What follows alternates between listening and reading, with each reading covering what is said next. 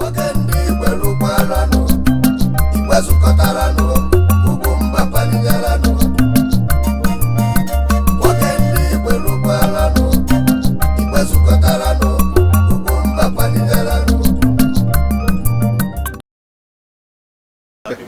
name is Femi Fani Kayode, the Odumagu of the South, the Odogunaga of Christendom.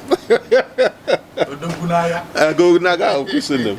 And a very, very proud father of a wonderful boy and a very proud husband of a wonderful lady from the eastern part of the country. And I'm a lawyer by profession. And I also dabble in politics, and I'm a writer, I'm a poet, and that's just basically it. And most people call me FFK. So. And by the way, I have some beautiful daughters as well. Evangelist, on your question, now 50 years down the line, can we say that we actually learned a lesson? Where are we? Is Nigeria moving forward or backwards? Is there nothing that we learned from that civil war? Well, first of all, let me just say on a very serious note, I'm delighted to be on this program, and I'm delighted to be able to interact with your audience, which is a crucial, critical audience, and who I'm sure are hungry to know the truth and to gather as much knowledge as possible, because you must understand the history. You must understand what happened, particularly to the Igbo people during the Civil War, before the Civil War, and after the Civil War. You need to be able to capture all that before you can even begin to understand the experiences that they've been going through ever since the time of the Civil War. And of course, you know, in the past we've all said all sorts of things about one another, various groups, tribes, different ethnic nationalities. But when it comes to history, my own view is that we should never ever compromise with the truth.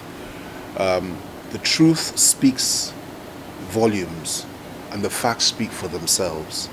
And the reality is that a series of events took place that led to the mass murder, genocide, ethnic cleansing of a whole segment of our society and our community in this country. What led to it, I can come to that. But the fact is that it happened. And those people suffered probably more than any other ethnic group on the African continent, except for perhaps the Congolese. 10 million of them were murdered by King Leopold II of Belgium. Outside of that, maybe the people of the north, the northern minorities who were massacred by the Usman Dan Fodio Jihad, which people don't like talking about. But outside of those, millions died. And outside that, probably the Igbo suffered more than any other ethnic nationality on the African continent. And they suffered before the Civil War, immediately before. They suffered during the Civil War. They suffered after the Civil War. And I think that this is something that we need to recognize and accept the fact that until there's full integration of the people of the Southeast and the Igbo into our community, we get to a point that you can actually say comfortably and confidently that an Igbo man will be president of Nigeria. Or outside of that, if we continue the course that we're going, until you say, if the Igbo nation wishes to determine its own fate, what we call self-determination in international law, and they say this is what they want to do collectively, and there's a referendum, nobody has the right from stopping them from leaving Nigeria if they feel that their lot is better served outside Nigeria. Now, the challenge that we have is this: the very same questions that were asked in 1966, that is to say, just before the Civil War, and the factors that led to the Civil War are still very prevalent with us today. That's the reality. And it would be absurd for anybody to suggest that those that asked those questions then, if those questions are still relevant, why on earth should those questions not be put today, and why shouldn't they be answered? What are these questions? The nationality question: are we really a nation? And if we are we a nation of equals? And if we're a nation of equals, how do you explain the imbalances? How do you explain the challenges that primarily the Igbo face. How do you explain today, for example, that thousands of IPOB youths are slaughtered in this country and nobody talks about it? Not even the leadership of the Igbos themselves. It's like a sort of silence. Everybody turns a blind eye. Meanwhile, these young people, they had a life, they had a future, potential. They were human beings with families, parents, sisters, brothers, children. They've gone, killed. Many are locked up in this country today. The day Trump was inaugurated, they were rejoicing, demonstrating and saying, thank God Trump won in America. That day, some were killed, some were locked up. Nobody talks about it. The Nigerian political class does not talk about it. Okay? That is number one. Number two, let us go back to see what actually happened. And this is a narration that I'm going to tell you, because you see, I'm a Nigerian, I have an Igbo wife.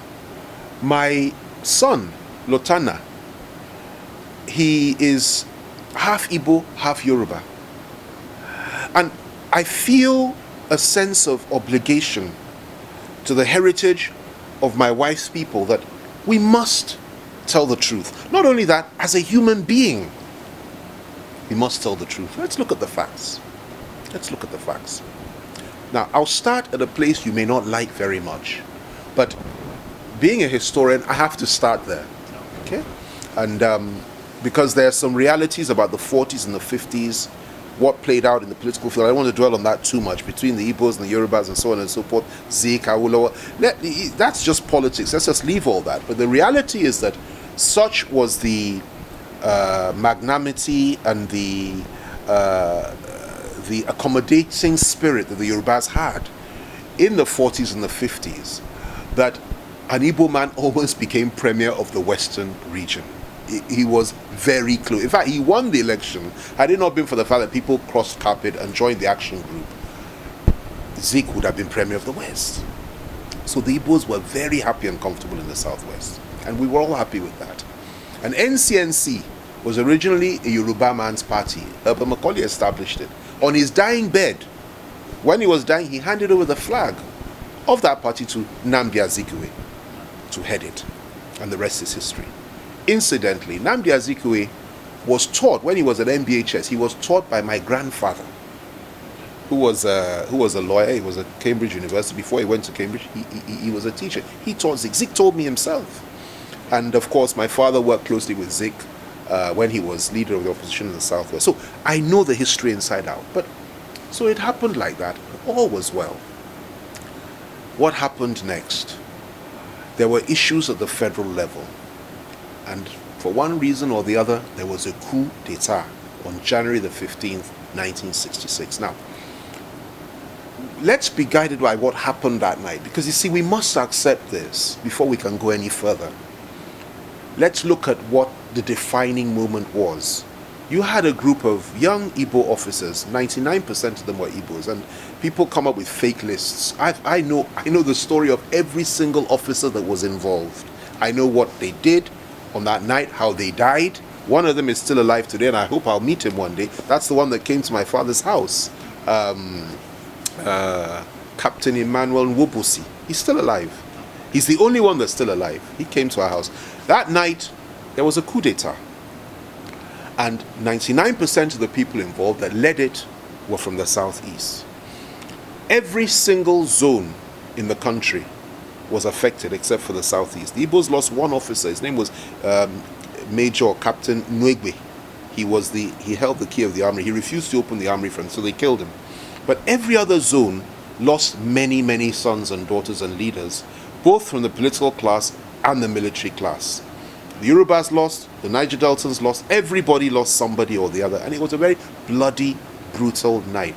Ademulegu, General Ademulegu, who was, I think, the number 2 in the Nigerian army at the time, he's a Yoruba man. He was in Kaduna.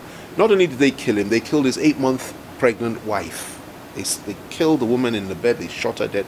It was a brutal, terrible action. And in my view,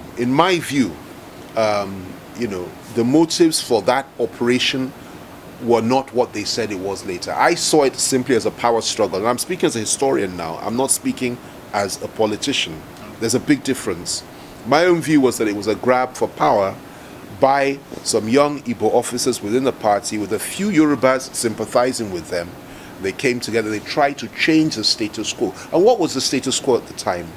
And you will find this coming from me to be very strange. My father was part and parcel of the power configuration of the country at the time. He was Deputy Premier of the Western Region.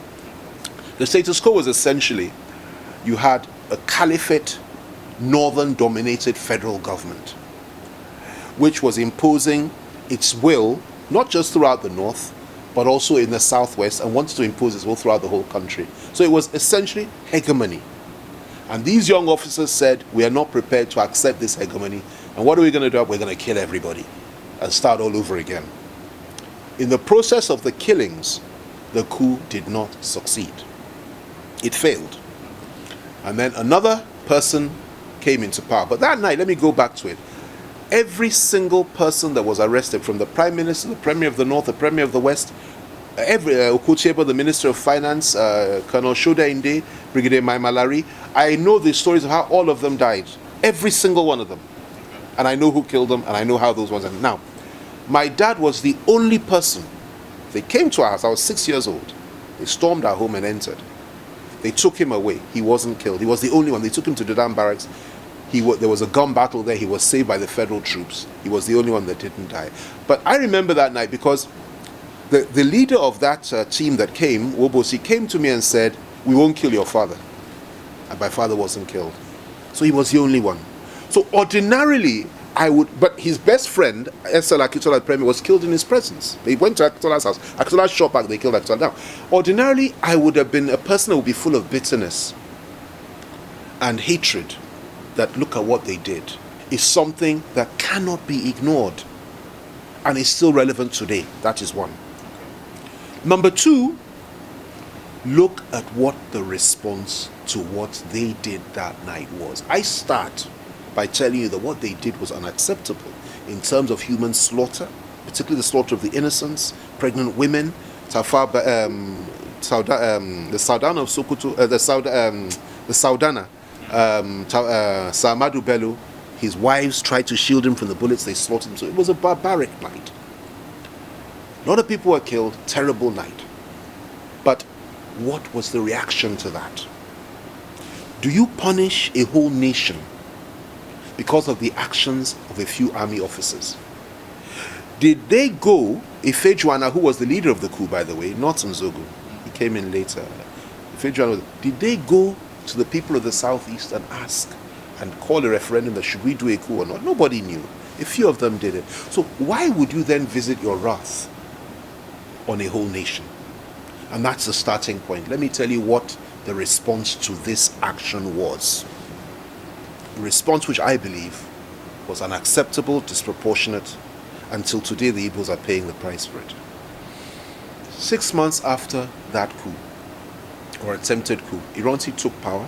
The coup failed, but Ironsi was also an Igbo man now. He didn't do what the northern group wanted him to do, which is to say to prosecute those that executed the coup. And I think they were right in that. Ironsi should have prosecuted them quickly. He didn't do that. Not only that, he imposed what they believed was an NCNC agenda on the country. That is to unify, get rid of the federal system and bring power to the center. And they were not happy about that. And a number of other things. And there was agitation. But most importantly, the Northerners were planning revenge. 6 months later, on July 29th, 1966, it began. 300 Igbo officers were slaughtered in one night by northern soldiers, by northern officers. It's called the Northern Revenge Coup, led by a man called Murtala Mohammed, who was the mastermind, and officers like General T.Y. Danjuma,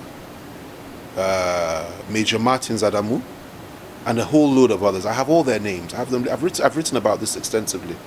And what happened that night? First of all, Ironsi, the head of state, was murdered in cold blood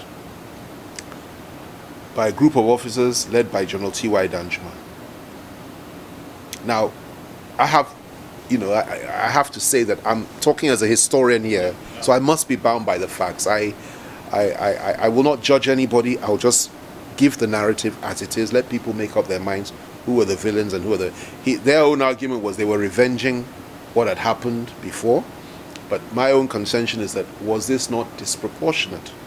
300 army officers, all of Igbo extraction, were butchered that night, including an Igbo head of state, and including a Yoruba military governor of the southwest, Faji, Colonel Faji, who was hosting Ironsi, who refused to leave his side and said, if you're going to kill him, you kill me too. They killed him as well. That was the first shot. After that, Gawan took power. When Gawan took power, of course, Ojukwu, who was a senior officer, said, look, Gawan is not meant to take power. The next person is General Ogundipe, a Yoruba man. Why should I? He said, no, Gawan, it's our coup, it's a northern coup. We did it. Therefore, Gawan must take power. Gawan became head of state. It didn't stop there. Within a few months after that, approximately 100,000 Igbos that resided in the northern part of the country were slaughtered with machetes and cutlasses and hammers and bows and arrows in the hospitals, in their homes. The women, they will go and cut their stomachs open, bring them by northern mobs. They call this the pogroms, which took place late 1966. And the slaughter was terrible. There was a first set, it stopped, it happened again. And this was carefully planned. It wasn't spontaneous. Carefully planned as part of the package of revenge for killing the Saudana of Sokoto, for killing Tafawa Balewa and various other northern leaders on January 15, 1966. So you lost 300 the night of the counter coup, the northern coup. You lost over 100,000 during the course of the pogroms. And what was the reaction of the East? Ojukwu said, look, everybody come home. They want to wipe out the Igbo race. And what did the Igbos of the North do? They started coming down, leaving the North, rightfully, to go back home, to what they now described as Biafra, which means everybody come and join. If my Igbo is good enough. Come home.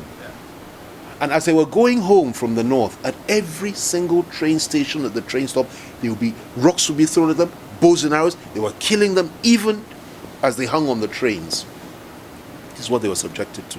My own position on that is that the first thing is that is a determination that has to be made by the people of the Southeast and the Igbo themselves. They have to determine what's best for them. But my own view is that, I happen to believe that Nigeria will never be restructured. I believe restructuring is actually the answer to our problem. I believe that if there was devolution of power, there was restructuring, and power devolved to the various regions, and people were allowed to live their lives the way they want to without this overbearing influence and power and hegemony from the core Muslim North and from the federal government, things would be a lot easier. We may be able to manage it. But we've been screaming that for how many years now? It hasn't happened. And it's not going to happen. You understand me? That's just the truth. Now, if you don't restructure, you're making disintegration inevitable. Because, it's just a question of time. Because you cannot subjugate people indefinitely. And the cry for self-determination is a legitimate one. You can't deny a man the right to determine his own future and his own fate. Now, which way should the Igbos go? That has to be determined by them. If they feel, I am very clear about one thing. I think the majority of people are not happy, and quite rightly so, for the situation they found themselves in today. Most Igbo people believe that, in my view, there should be some form of change, not the APC change, but real change. Most of them feel as if they've been marginalized, and they've suffered, and that they've been terrorized, and that everything about them has been demonized and degraded in this country, and they want something different.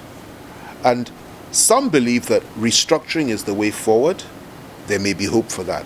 But I believe the majority of Igbo youth today, I'm not talking about their political leaders, the Igbo youth today, the majority of them, if they had their way, if they were allowed to voice their opinion, and if they're allowed to have a referendum, they would opt for Biafra. And for very good reasons. And it's left for Nigeria to try their best to woo these people back. If you want to change that, you don't kill them. You reach out to them, make things better, but give them a reason to want to stay within Nigeria. And that is unfortunately what most of my northern brothers and others don't seem to understand, that you can't compel somebody to to stay inside a union or an individual to remain in a house against his will. Eventually, he will jump the gate.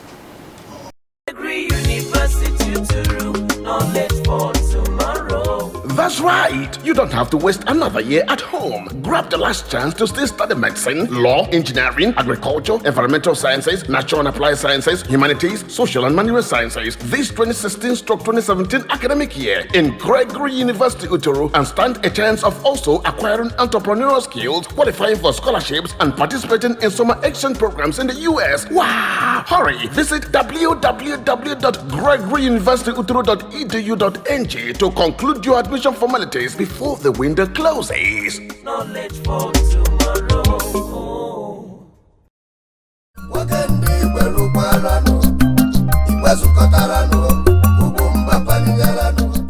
It's misplaced. It's misplaced, and it's on both sides, and it's quite unnecessary. And you know, we've all indulged in it in the past. We've all fought each other, said things about each other. You know, if you're going to argue from an intellectual, historical prism, you take positions on various issues and you try to determine what the historical facts are. You look at it, you can argue and dispute all that. But if you're talking about a common cause and a quest for liberation, you must set your differences aside. Stop being intellectual, stop being emotional, and understand that if you don't settle your differences, you're all going to die or you're all going to be enslaved. Period. And so it's for me, it's an indulgence. It's an intellectual indulgence to be discussing who did what 100 years ago between the Igbos and the Yorubas. We can do it, and we've all done it. I've written about it. Others have written about it.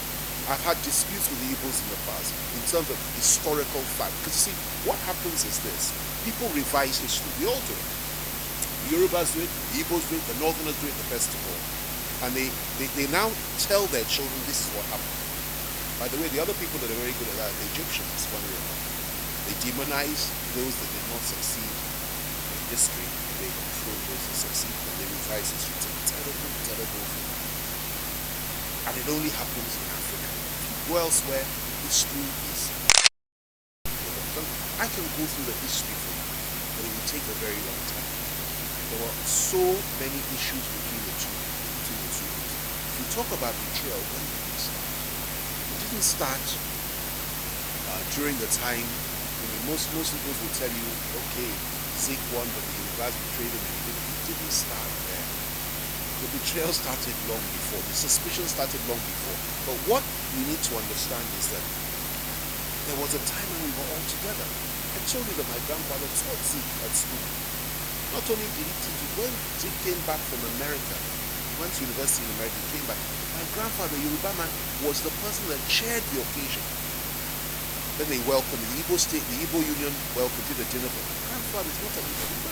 We were all together in the 40s. There was no action group until 1951. I think the Yoruba Party. It was NCNC. We were all together. But what happened, the reality is this, whether anybody likes to do it or not, there was a very strong streak of Igbo nationalism that suddenly captured the leadership of the NCNC. And that's when the suspicion started. Because the Yorubas now but we've all been together. We're all, but you know, you guys, there's the Igbo nationalists. That is it's called the Igbo. What was it called? It's called the Igbo Union. Yeah, they now essentially, and of course there was that famous statement. I think it was the Island Club that Igbo domination of Nigeria and Africa was just a question of time. The God of the Igbos, all that. You know, this thing didn't go down well with the Yorubas.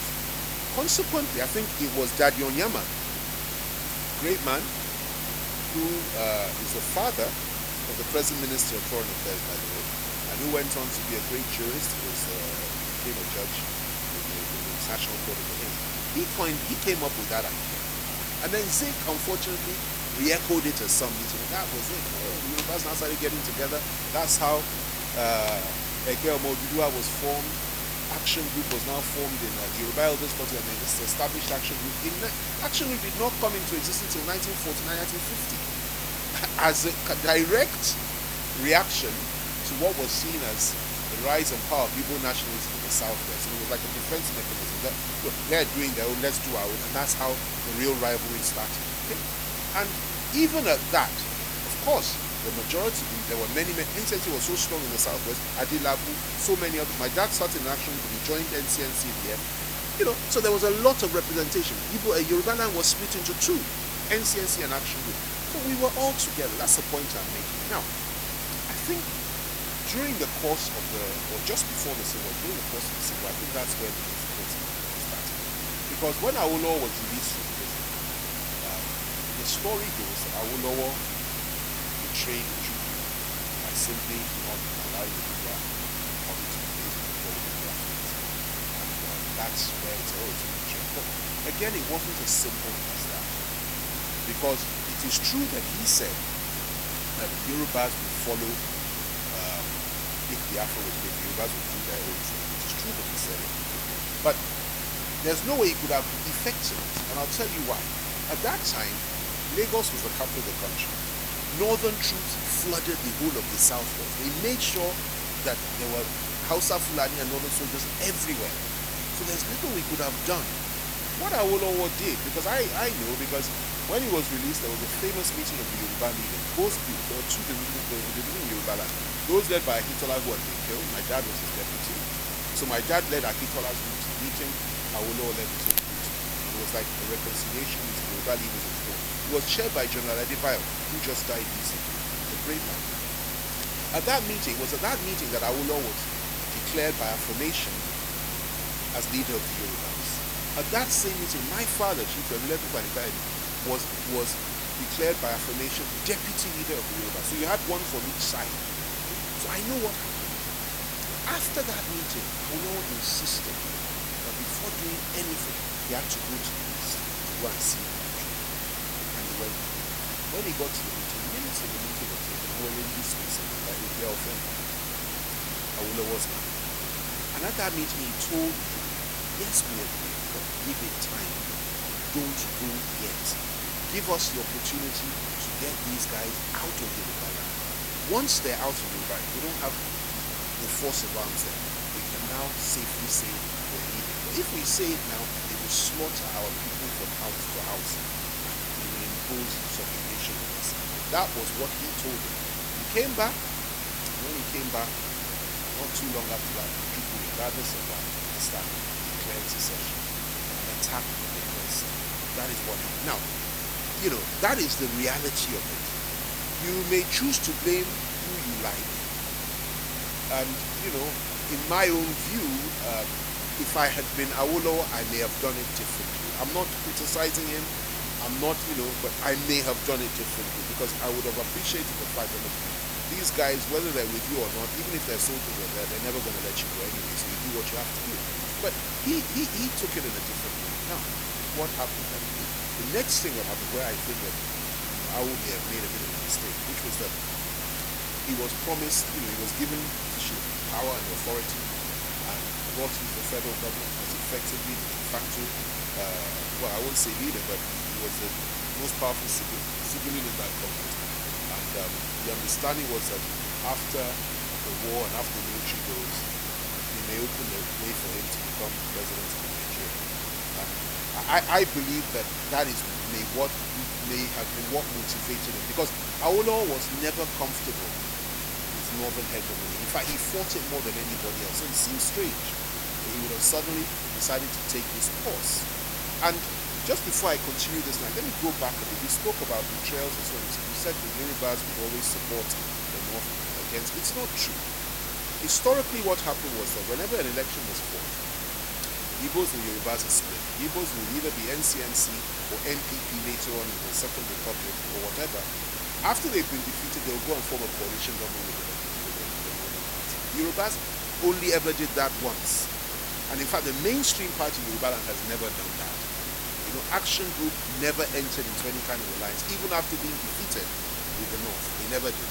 It was another group called NNDP, led by Akitola and my dad, that did an alliance. And the Action Group against that. In fact, Action Group did an alliance with the NCNC called OPGA. You understand? So if anything, they reached out to the East. In fairness, again, the same thing played out in the Second Republic. The MPN was the Northern Party. Southeast was NPP. Southwest was UPN. When the MPN won the election at the center, The NPP went and entered in livestock. The UPN never did. So these are historical facts. Now, you interpret them the way you want, but those are the facts. And we can argue from morning till night. The Yoruba nationalists will tell you, I will have nothing to do with Igbos. The Igbo nationalists will tell you, I have nothing to do with Yorubas. They did this, they did that, each flying. But the truth is that if we don't come together and put our differences aside, forget about the history, learn from the history, that we will not make the mistakes that both sides made. This pettiness, this rivalry, this unnecessary acrimony between the two groups, and build bridges. Know that I feel Nnamdi Kanu's pain.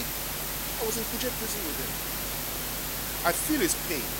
I feel for him and his people, and I admire his courage.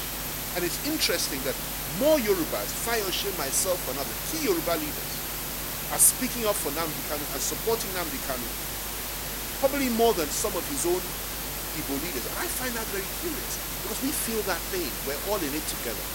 So it is an expensive luxury to continue this rivalry. Yes, we may have our differences, but at the end of the day, you know what? We share the same worldview. We believe in a multi-party, secular state, plural state, where everybody is allowed to live their life the way they want, where you don't have religious laws imposed on you, and where the rule of law prevails. And we believe in excellence. We believe in hard work. We believe in a good education. That is what civilized people do. And we have all that between us, unlike others who have a different worldview of ethnic domination, religious domination, that they must impose their will on us, impose hegemony on us, and turn us all into slaves. And that's the difference. So we must come together. I always tell people, if my son, Aragon, had been alive and of age during the Civil War, he would probably have fought on the Igbo side, the Biafra side. And if he had been a little baby at the time, and he was living in the East, God knows what fate would have befallen him. Because I see all those pictures of little babies now. And I look at it from that prism. So I'm a great believer in building that bridge. We must put this suspicion aside. And where we, the Yorubas, got it wrong, we reach out. Because after all, the truth is that the Yorubas have done very well in the Nigerian Federation since 19. So if anything, I would say probably we're the stronger group, in the sense we benefited a lot, but we have not suffered. We never had our people slaughtered. I always tell our Yoruba people, we had, yes, we went through June 12th, we had our own struggles. We've been marginalized, we've been humiliated, we've been degraded as well. We suffered as well as Southerners. But we have never had 2 million of our people killed. We have never had our children starve. We have never been reduced and brought to our knees and given 20 pounds at the end of a conflict. There has never been a policy of Yorubas will never be in power, or Yorubas must be kept at a certain level. We haven't suffered that. People suffered that. And therefore we have to be sensitive to that and try to build the bridge and understand the mindset.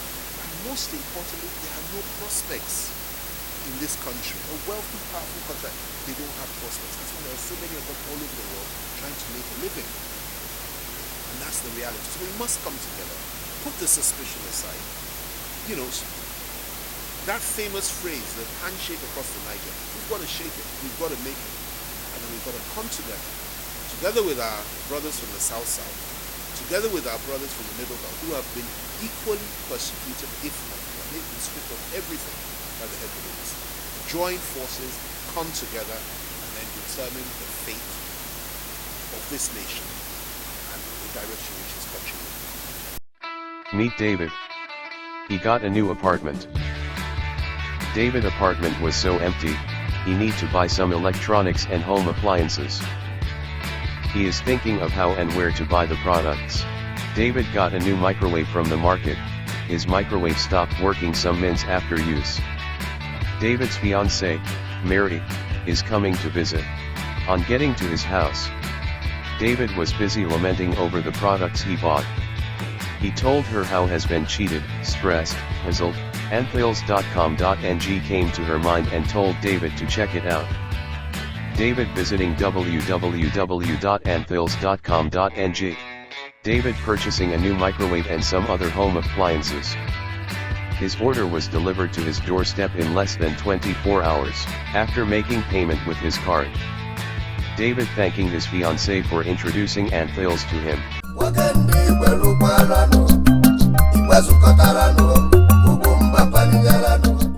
Let me tell you something.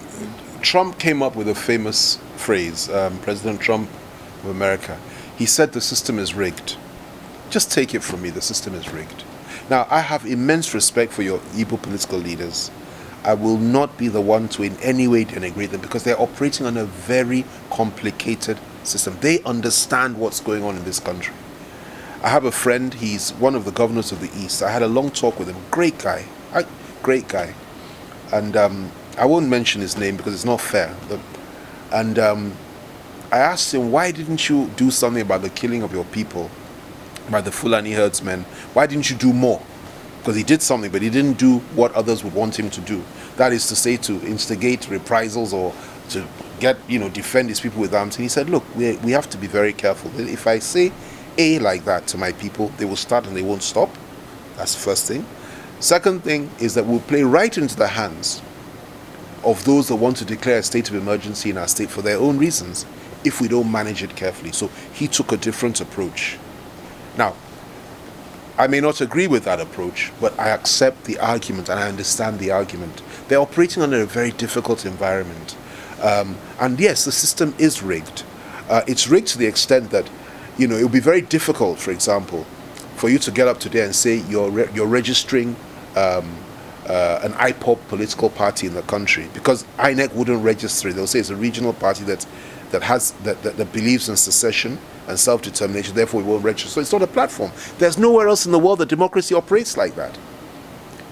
In every other country in the world, civilized country, once you determine that this is the party you want, this is what we believe in, they register them. Even Sinn Féin, which was a political movement which had the objective of taking Northern Ireland out of the United Kingdom, it's a political party. You can't have such parties in Nigeria. The system won't allow them.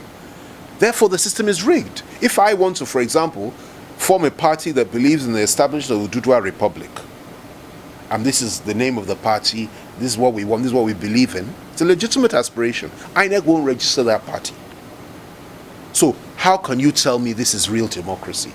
That it must be this one or that one, it must have a regional... Look, I may not have share the views of some of my people from other parts. We're now in Abuja, I may believe in Abuja, the independence of Abuja, and I may contest on that alone. Yeah. Why shouldn't I be allowed to get a seat in parliament and argue that? That's what happens everywhere else. But here it's not allowed. So it's a rigged system.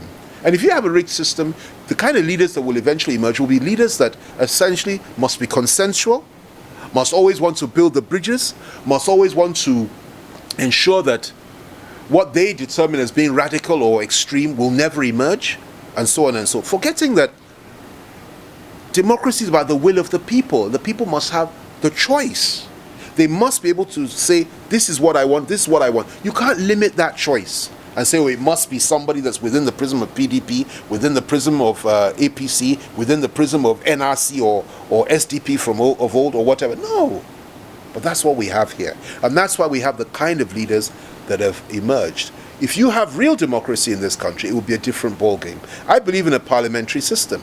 You elect people on any platform that they want. Everybody will meet in parliament and argue what they want, like they do in Britain and like they do in so many other countries, civilized countries in the world. That is what would keep us together as a nation.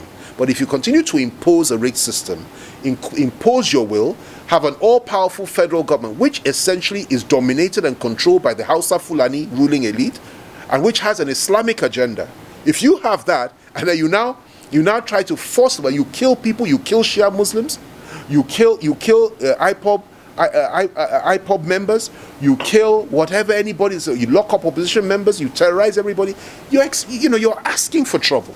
And of course, most important of all, the Fulani herdsmen, who are your kinsmen, are slaughtering people all over the country. They slaughter in the Middle Belt, they slaughter in the South South, they slaughter in the South, they slaughter in the Southwest, and you haven't arrested even one.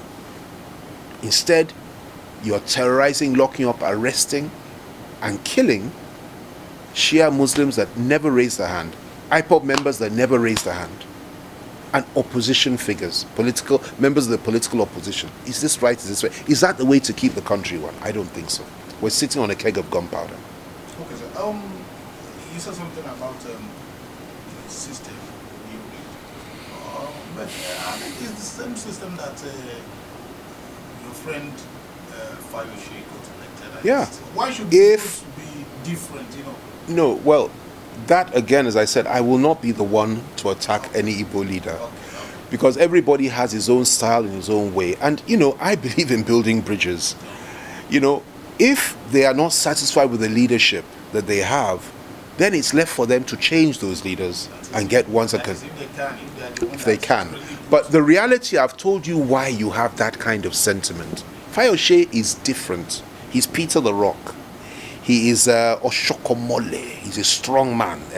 He's one of our strongest men, a good friend of mine. And he's fearless. That's why he can do what he's doing. How many Yoruba governors do that? Call on any of the other ones. They won't do it. Whether APC or PDP, they won't do it. They went to they wanted to arrest my wife and my young son because just to persecute me. They did nothing wrong. They went and stormed the bank. Oshokomole came there and freed her himself. You understand what I'm saying? How many men can do that? He's different. And that's why he behaves and does the sort of things, because the Spirit of God is so strong in him. He's fearless. And some of us are like that. At the end of the day, he who loves his life shall lose it. He who lives, who is ready to lose his life for a righteous cause shall gain it. And that's where we've got to. Let God rule in the affairs of men. We don't fear these people.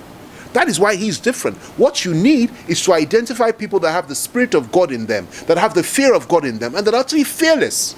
They don't even fear death, knowing that if they die today, they go to heaven. End of story. And we will not die. We will live long and prosper, by the way. It is our enemies that will visit, God will visit what they wish for us on them, whoever they may be. We will not die. We will live long and prosper. But we don't fear death. Only God will determine our future. And once you have that spirit, you can say or do anything.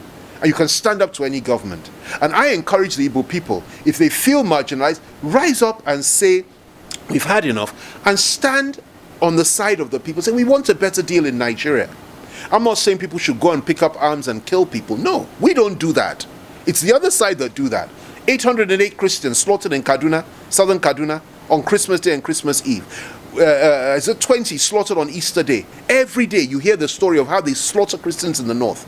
Just yesterday or 2 days ago, the Vice President Pence of America gave a great speech in which he identified Nigeria, listed Nigeria as one of the countries where Christians are being slaughtered and nothing is being done about it. What are we talking about? And we act as if there's no problem? No. Not anymore. There's a new generation of Nigerian now, a new generation of Southerner, a new generation of Christian rising up in the ranks in the political field that say no. If you want us to remain one, and if you want us to live as compatriots, treat us with respect, stop killing us, stop undermining us, stop giving us a rigged system, and let us flourish and excel, and let us practice our faith and live as Nigerians, not as second-class citizens in an artificial state, which is essentially a state that was created by the British for British political interests, and not only that, which is being run by a group of hegemonists and a group of Islamic fundamentalists and a group of people that don't even believe that we're human beings.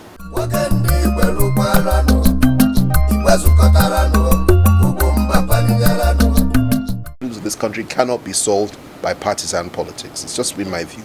I also question the viability of the entity called Nigeria into the distant future. I don't think it can be sustained. These are my fundamental views.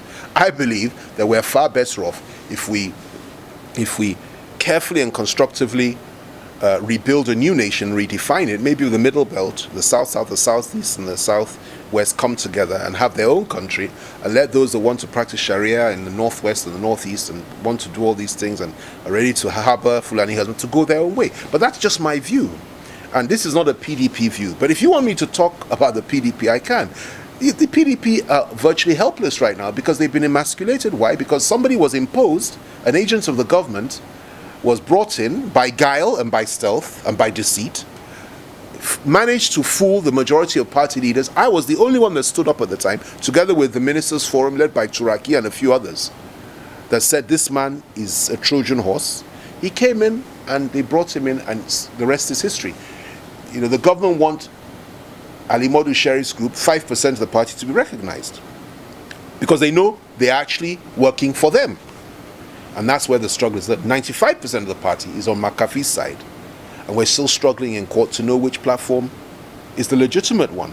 That's why the opposition is quite weak. But the good news about that is that individuals rise up to fight government even without political party structures behind them, and that's what some of us have been doing. So when the party has sorted itself out, then we have a platform.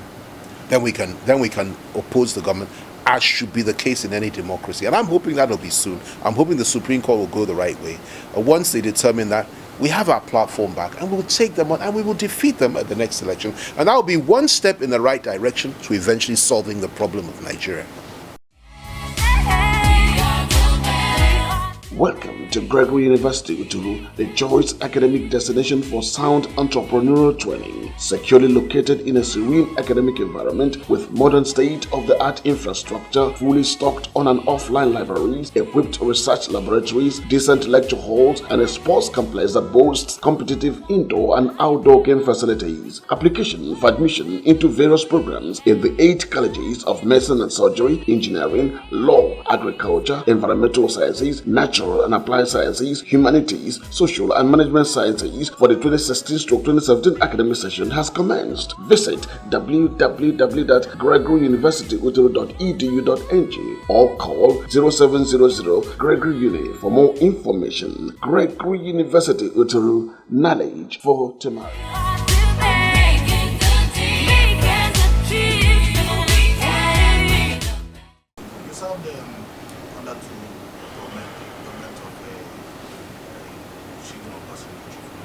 Yes. I never served under Jonathan's government. Yeah, I was director of media and publicity for his presidential campaign organization. Yeah, so I worked for him very proudly so, and I believe he's a very good man, a profoundly good man. But I wasn't in his government. But I defended his government, and I spoke for him, and I spoke for the record of his government. Yeah, but Obasanjo's government, yes, I worked for as Obasanjo's spokesman, and then eventually as a minister of the Federal Republic. Okay. Two of them are from the south. Yes. And they had the opportunity of correcting some of the anomalies that has been in existence for years. So many people believe that even though he tried with the conference that he was a bit weak to carry out some of those things, even though he lost the election and the voting announcement under the carpet.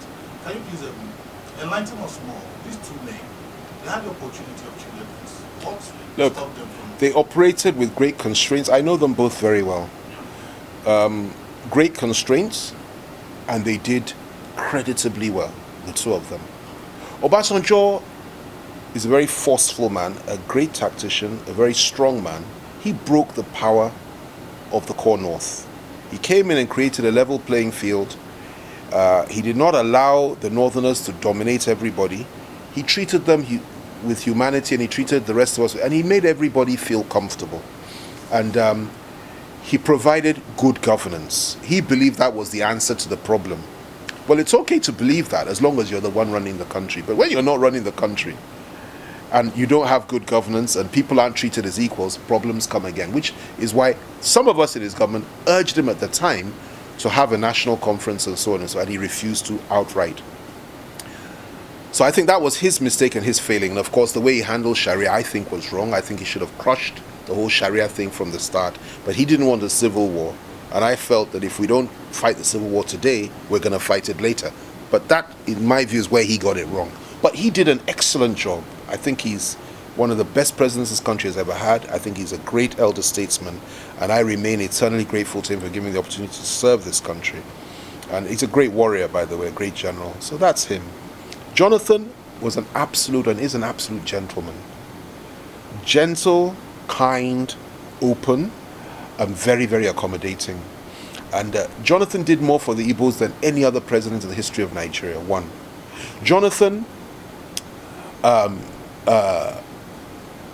established a national conference and put it in motion and promised Nigerians that once the resolutions had been made, and they were made, that he would implement them if he came back. And that would have been the solution to the problem. Because that, the conference had clear recommendations about devolution of power. Everybody agreed on it. It would have helped us immensely. But of course, we didn't win the election, or rather they rigged the election and they came back. They forced themselves in. We didn't contest it, which I think was an error, by the way. We could have, but we didn't. They came in, and the first thing Buhari said is he doesn't even know the meaning of national conference, and he took us back to 1966 again. So that's where we are. So if you want to talk about Jonathan, if you want to talk about Obasanjo, I don't think they made any mistake. I don't think they missed the opportunity, as you said. They did their very best in the circumstances that they were in. And you have to remember that they needed to balance things carefully, and they were products of the system. This same rigged system I'm talking about. And each of them essentially got there by accident, by divine orchestration, what we call accident. But God put them there by divine orchestration. It wasn't planned. Obasanjo came in as a child of circumstance in 1999 because they knew the country would break up if they didn't come up with a Yoruba president. They wanted their own Yoruba president, and they brought him thinking he would serve their interests. They were wrong. Jonathan, they didn't even want him to aspire. They didn't even want him to come in. They tried to block him. But eventually he came in. And they had to live with that. He won an election in 2011. They had to live with it for 4 years. Jonathan did everything he could to appease the North. In fact, to a fault. His mistake was that he appeased them too much, and I believe that he was not as generous to the Yorubas as he could have been, except towards the end. So he lost a lot of support in Yoruba land. He helped the Igbos, he helped the South, he helped the Core North. The Core North never reciprocated that when it came to electoral votes. The Yorubas would have done so, but unfortunately, he was misled on that. And the Yorubas were effectively marginalized for some time during his government. Later on, 3 months before the election, he came back, and even with only 3 months of running around and fighting for him and so on, 49% of the Yoruba vote went to Jonathan during the presidential election. People say, oh, the Yorubas supported Buhari. It's not true. 51%, Tinubu's group, 51%. But we got 49%. And if we had been doing that work for 6 months to 1 year before the election, we would have got almost 80%. We would have taken off Tinubu's pants in the Southwest. But as things stand now, those in the Southwest who supported Buhari and that bow to Fulani hegemony have now realized they made a mistake. And they have joined our ranks, and our ranks are swelling every day. So I think that both men did creditably well. I'll also say something that may be a little bit controversial, and I don't take any joy in saying this. But in as much as, the Southern leaders have come up usually as children of circumstance, because it's almost as if nobody ever wanted them, but they had to bring them. The same thing happened with Ironsi. The same thing happened with Obasanjo the first time. So people died, and therefore they came in. The same thing happened with Obasanjo the second time. The same thing happened with Shoneko. The same thing happened with Jonathan. If you look at it, it's a very strange thing. It's never contrived. It's always by circumstance.